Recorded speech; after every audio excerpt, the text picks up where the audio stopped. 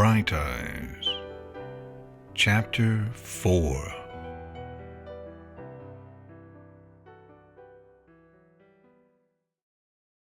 Rarity exhaled deeply as the warm mud encapsulated her body, the steams filling her nostrils with a relaxing scent. Honestly, Rainbow Dash, you really should join us more often. I keep telling you. Rainbow Dash groaned. You know I don't like it here. Why'd you drag me here, just so I could talk to you? Rarity only smiled, picturing Rainbow Dash in the bath beside her. Because, dear, you really need to culture yourself more. And what better way to do it than with your wonderful pal, Rarity? She closed her eyes, enjoying the ambiance of the spa. She had made sure to invite all of her friends to the spa today, so they could at least catch up on the week's news. She hadn't seen them in 4 days, since the hospital, and she was just as eager to hear about the news about Twilight. Having spoken to both Applejack and Fluttershy before Rainbow Dash arrived fashionably late, she noted that they were keen for the information as well. So, Fluttershy started quietly. Rarity had seen her on the bed in front of her before she had put her mask on. How is Twilight doing? The strain in her voice was noticeable. Rainbow Dash was quiet for a moment before sighing deeply. She got the news 2 days ago. She paused again. Rarity's stomach lurched, her features tightening. She had waited so long for the news that it was torturous to have to wait any longer. "She's blind," Rainbow stated darkly. From the sound of her voice, she had yet to get over the shock. The room filled with various gasps and cries before going quiet once more. The cucumbers over Rarity's eyes fell off, landing in the mud with an audible slunk. Twilight had voiced her concerns in the hospital when she'd taken Sweetie Belle to visit her. She had been worried for the worst, but had sounded as if she were still hoping for the best. She could feel the gut-wrenching sympathy for her friend, only imagining the pain that it must be causing her. She's been silent since she heard the news. The last time she spoke was when she went to sleep. She didn't wake up for almost a day, and now, Rainbow sighed. She just lays there, staring. She shook her head, clearing her throat. Just lays there. This can't be right, Applejack said, now lying on her back on the bed next to Fluttershy. I mean, she's smart, ain't she? Ain't there some spell to make her see or something? Rarity shook her head. No. The others looked at her, mouths agape. Well, not to restore her sight. At the most, she could temporarily see shapes. However, she would need to maintain her magic for long periods of time. She regarded their incredulous looks coolly. My grandfather's vision deteriorated in his old age. It's not like unicorns have ignored such disabilities, you know. But what about reading? Fluttershy asked. Well, my grandfather would use a similar spell on books with engraved letters. He says it was almost as if he could see the skeleton of prose. I'm still not sure what he meant by that, honestly. What about Pegasi and earth ponies? Applejack asked, giving an irritated look. After all, Granny Smith was heading down a similar path, if age didn't catch up with her first. The scientists in Canterlot research solutions for all ponies, Applejack. Rarity felt a little betrayed at Applejack's inference, if that is what it had been. Applejack simply nodded at that, shuffling onto her stomach with her hooves hanging limply off the edge. Rarity sighed. There is no magic that is able to make her see again. There are only provisions that can help her through life. She couldn't help but question what Twilight could see, what the world looked like to her. When she tried to visualize it, her brain would spin, accompanied by a tingle down her spine.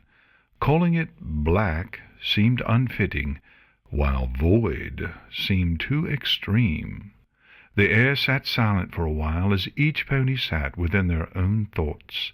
Such big news had to settle in before it could be comprehended completely. Rarity knew that soon she would understand what had happened to her friend. "Does Pinkie Pie know?" Rarity asked, shocked at her sudden jump in subject. Rainbow rolled her eyes, sinking into the mud more. "Does she ever? She spent all of yesterday trying to get Twilight to talk, and then started accusing her of being a stuffed toy. I haven't seen her since she went off looking for the real Twilight." There was a stifled giggling around the room. Rarity moved to the edge of the bath, leaning on it with muddy hooves. "Rainbow, dear, I hope you haven't been disadvantaging yourself for the sake of Twilight. It would kill her to know that she's burdening you." Rarity frowned at the amount of mud the cyan mare had splashed around the bath from shifting around in the bath so much. She now lay in a position as if she were reclining in a beach chair. Rainbow shook her head. "No, I've got enough time off. I've spent most of the time reading to her." She gestured in the air as if explaining a point. Rarity smiled. "That's lovely of you. I'm sure she really appreciates it, even if she doesn't seem to be listening." Rainbow nodded with a sigh. "I know she can hear me. It's lonely in there, you know. Like she's not even there at all." "You can't blame her for that," Applejack said. "She's the one who's got to deal with it." "I know that," Rainbow Dash snapped, jumping onto her feet defensively. "It's depressing in there. You go spend a day with her and see how you feel." She stared Applejack down. Applejack grimaced and Fluttershy cowered to the corner of her bed. "Rainbow Dash, calm down," Rarity chided. "We understand. That's why I asked if you're okay." She tried to sound calming and hoped it would be enough to dent the Pegasus of motion. Rainbow flapped her wings and hovered out of the bath, spraying mud around the room. Rarity, in particular, was treated to a faceful of mud. With a scowl, Rainbow Dash zipped out of the room, leaving the other three mares stunned at the outburst. Rarity sighed, tutting under her breath. "The poor dear. I can't imagine what she's going through, having been with Twilight the entire time." Rarity's empathy hung in the air in hopes of enticing her friend back. Yet she did not return. Having met so many ponies in her time, Rarity had heard many stories from many ponies. Rainbow Dash's story was typical of a friend reaching out to some pony in a spiral of depression. At times it was as if no pony was there at all. A gurgle emanated from the bath that Dash had occupied.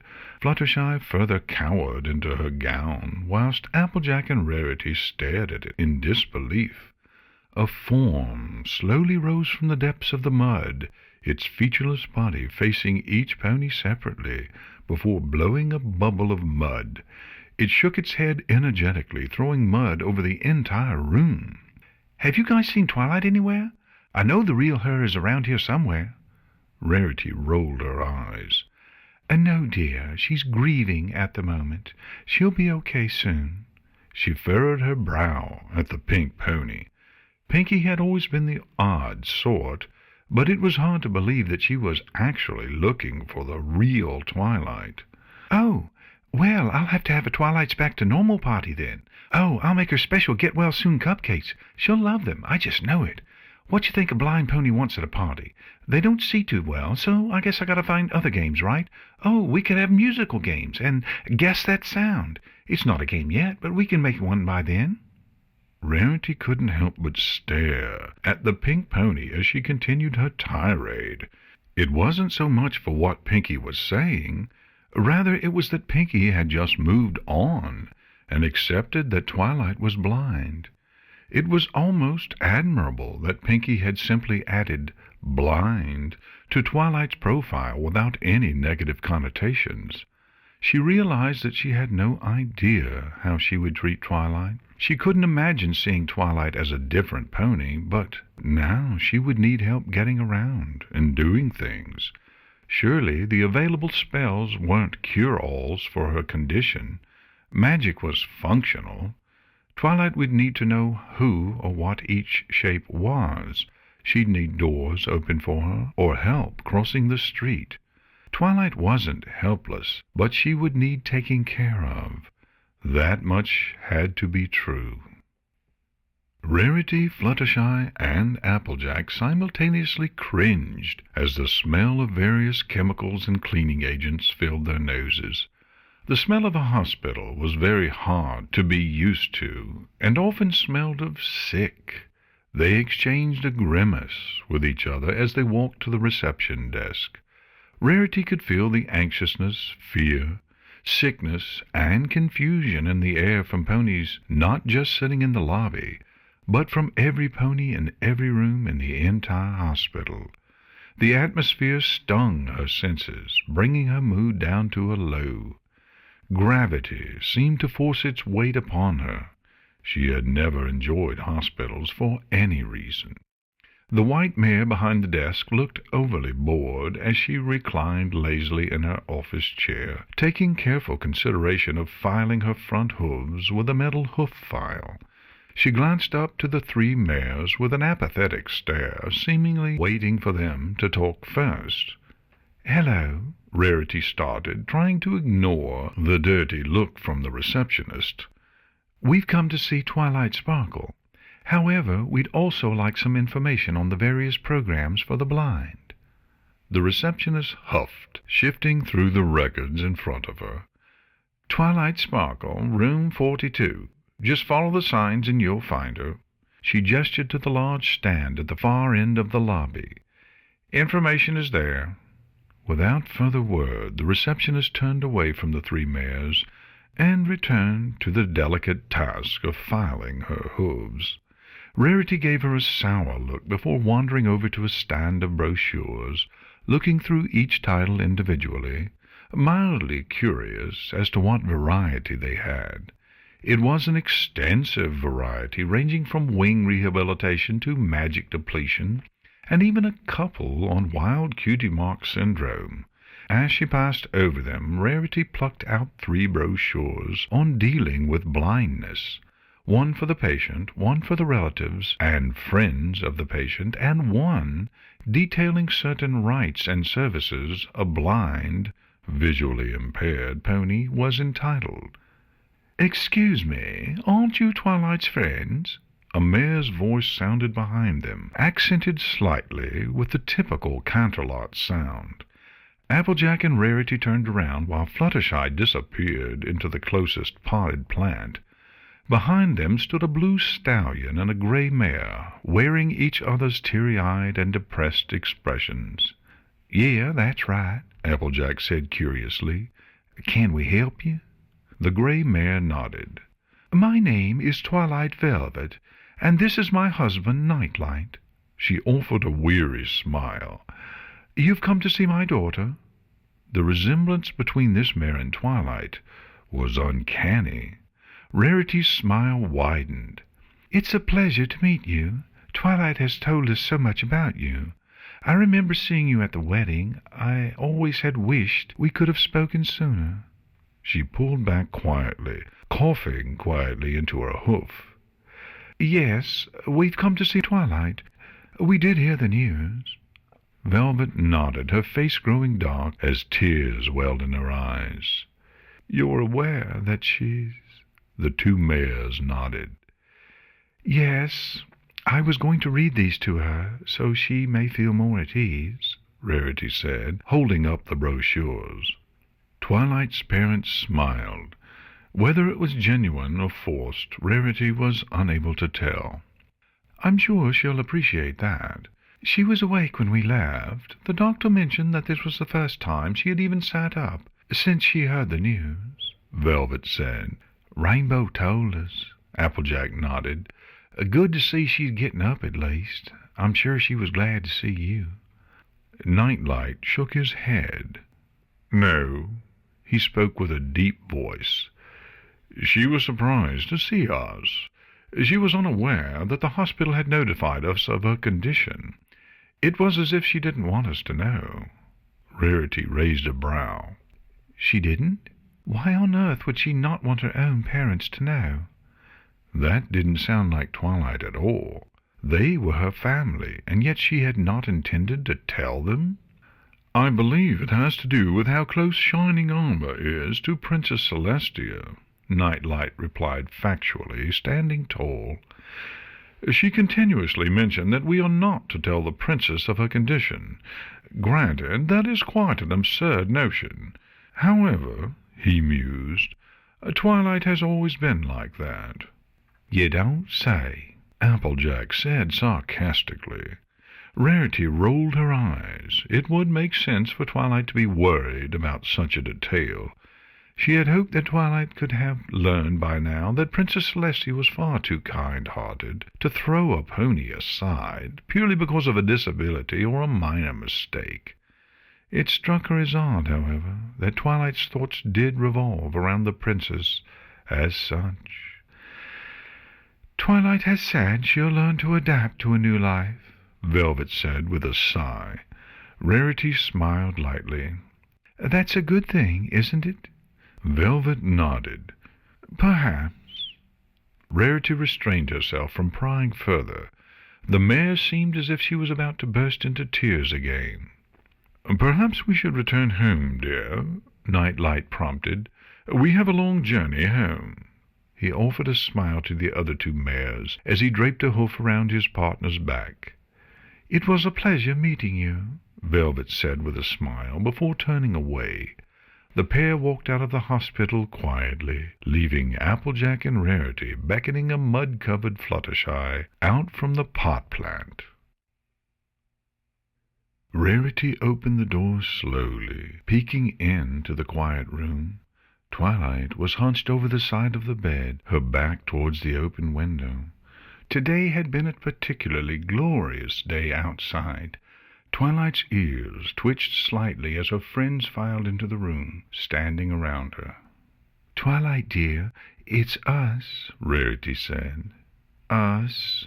Twilight asked, in a tone that chided Rarity for being obscure. Rarity grimaced.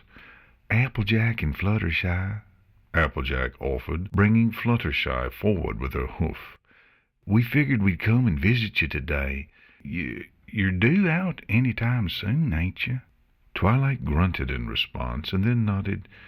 "Yes." "Aren't you being too depressive about this, Twilight?" Rarity thought bitterly, instantly scolding herself for it. "How are you doing, Twilight?" Fluttershy asked innocently. Twilight replied with a sigh. "Rainbow Dash told you?" The three nodded, exchanged a look to each other, and replied in a chorus. Yes. "Are you feeling any better? I mean, aside from, everything?" Fluttershy lowered her head, blushing furiously. Twilight shrugged. Her gaze never left the floor in front of her. Whether she knew what she was looking at was a different thing altogether. "Well, we met your parents outside, dear.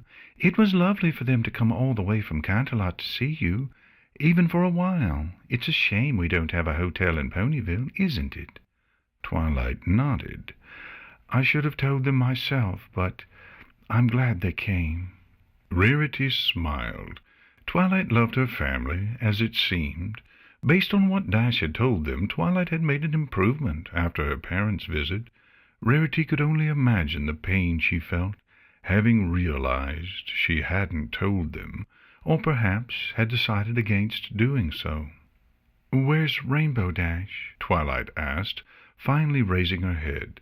Her eyes stared straight ahead, as if looking at something on the far wall. Suddenly, Rarity felt invisible as those warm eyes stared through her. "I'm not sure," Rarity replied. "She didn't say where she was going." Applejack tutted under her breath. Rarity shot her an icy scowl, mouthing a warning for her to be quiet. Applejack pulled back, hanging her head apologetically. "Oh, I was hoping she could continue the book, Twilight said with a smile. If only you knew, Rainbow Dash, Rarity thought fondly. She was listening, and she loves it. Well, actually, I do have some material for you, Twilight, Rarity grinned, holding up one of the brochures in front of her. I can read it to you if you'd like. It details certain things that will make your life easier henceforth. I glanced through it on the way through the halls, and I believe that you will be pleasantly surprised. Twilight raised a brow. The echolocation spell. Well, yes, that's one of the things mentioned in here, although it can only be maintained for short periods of time so as not to drain the caster's magic. Furthermore, it allows the caster only to see their surroundings during each pulse. If the surroundings were to change during that pulse, it could be hazardous without a guide. She lowered her head again. That's right. Rarity paused. However, Spike could guide you. I know he wouldn't mind. In fact, any of us would be happy to help you, Twilight. Twilight nodded. I know. Thank you, girls. Her words sounded haunted by whatever thoughts were going through her head. I've had a lot of time to think things through. I'll need my books to be transcribed so as to have a deep etching in each page. That will require a lot of time and bits. Rarity glanced over the brochure in front of her. Twilight had covered the next part of the list already. Well, dear, you're entitled to a disability allowance. It can be used for such things. A disability allowance would mean that Princess Celestia would need to approve it. I can't tell her, she sighed, and I can't afford the transcriptions. Twilight, you need to stop thinking so negatively about Princess Celestia. She loves you, and you know that. Why would her acceptance change simply because your life circumstances have? Quite frankly, she would be offended that you think of her in such light, Rarity chided authoritatively. Twilight looked directly at her. Rarity could feel her gaze, yet it wasn't the gaze she knew.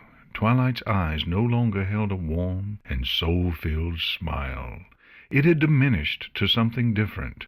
Those bright purple eyes that had once been a welcome sight were now a blank slate. She's right, Twilight, Applejack said. Fluttershy gave a quiet agreement. Twilight shook her head. You don't know that. I don't know that. After all, I didn't see another disabled unicorn in the princess's school. None of the photos on the wall showed any disabled unicorns. It can only lead to the logical conclusion that she doesn't accept them. Rarity placed a hoof on Twilight's shoulder comfortingly, trying to console her ever-stressed friend.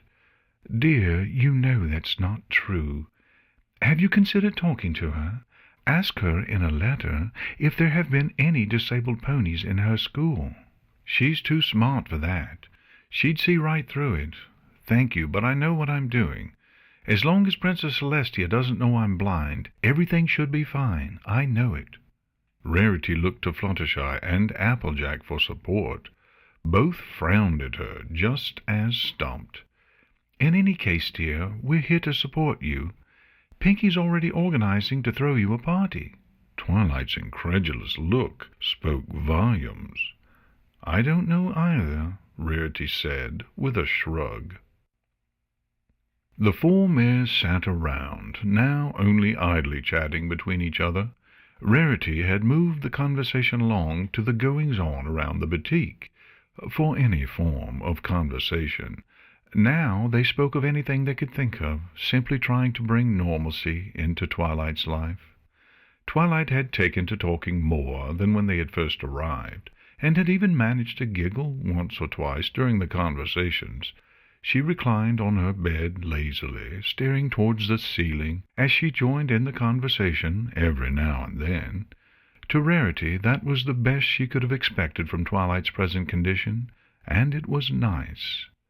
Rarity watched her friend carefully, trying to decipher what her thoughts were.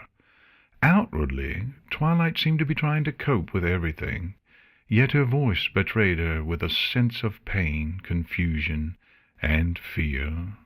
Rarity could only guess that Twilight was mentally tearing herself limb from limb. "Those are wonderful flowers, Twilight. I don't think I've ever seen those before." Fluttershy smiled gently, wandering over to inspect them in detail. "I was looking forward to seeing them. I'll need to wait a little longer until I can try the spell, and hopefully I can get some sort of understanding of them," Twilight replied. Rarity glanced at the white flowers. They hadn't bloomed, and presently resembled a star. She could swear that she had seen those flowers somewhere before. They were apparently rare. Behind them was Sweetie Belle's picture. Rarity frowned as she realized that Twilight would never see the details of Sweetie Belle's effort. It was a shame, considering she had put so much effort into it. "I'm sure whoever gave them to you meant well," Rarity hoped. Twilight sighed deeply, suddenly changing the conversation. "Life is going to be so different." The depression seemed to have mellowed from her voice slightly. This was a statement. "I know, dear. Remember, we're here for you. If you need any help at all, you need only to ask. I'm sure I can close the boutique for an hour or so." "I can help you too. I mean, if you would like it." Fluttershy smiled sweetly. "I can try if I'm free," Applejack added quickly.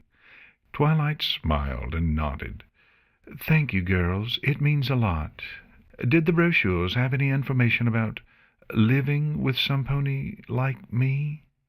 Rarity felt a stab of sympathy as Twilight stumbled to find a comfortable way to refer to herself.